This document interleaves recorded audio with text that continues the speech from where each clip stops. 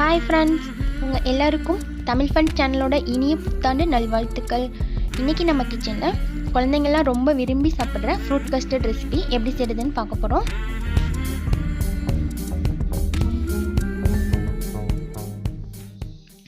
இது வரைக்கும் தமிழ் ஃபன் சேனலை சப்ஸ்கிரைப் பண்ணாத நண்பர்கள் சப்ஸ்கிரைப் பண்ணிக்கோங்க. அப்படியே பக்கத்தில் இருக்க பெல் ஐக்கானை கிளிக் பண்ணிடுங்க.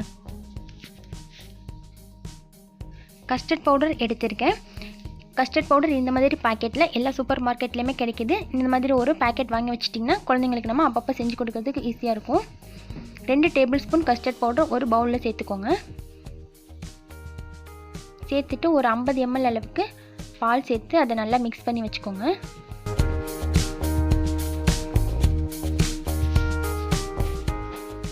பால் சேர்த்து நல்லா ஸ்மூத்தாக மிக்ஸ் பண்ணி வச்சுக்கோங்க. இருக்கட்டும்.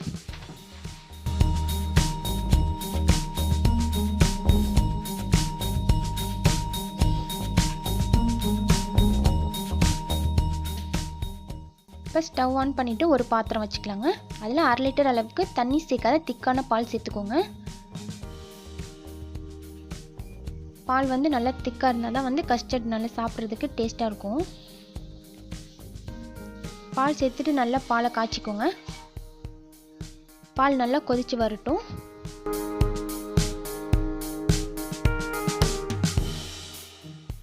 இப்போ பால் நல்லா கொதித்து வந்ததுக்கப்புறம் நம்ம மிக்ஸ் பண்ணி வச்சுருக்க கஸ்டர்ட் பவுடர் இது கூட ஆட் பண்ணிக்கலாம். ஆட் பண்ணிவிட்டு நல்லா கலந்து விட்டுருங்க. ஒரு 10 நிமிஷம் போல் நல்லா பால் கொதித்து வரட்டும். இது கூட இப்போ நம்ம 100 கிராம் அளவுக்கு சர்க்கரை சேர்த்துக்கலாம்.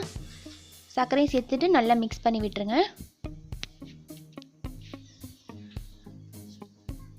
இப்போ பால் நல்லா கொதிக்க கொதிக்க உங்களுக்கு நல்ல திக்னஸ் கிடைக்கும். இந்த மாதிரி நல்ல திக்கான கன்சிஸ்டன்சி வரட்டும்.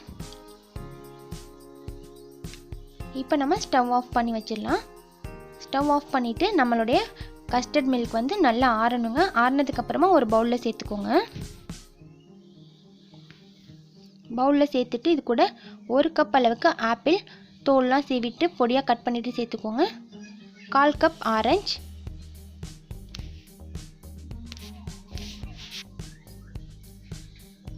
1/2 கப் மாதுளை,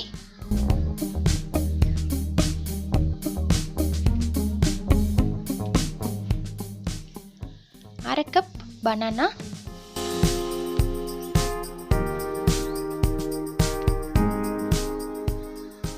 அப்புறம் கொஞ்சமாக பேரிச்சப்பழம்,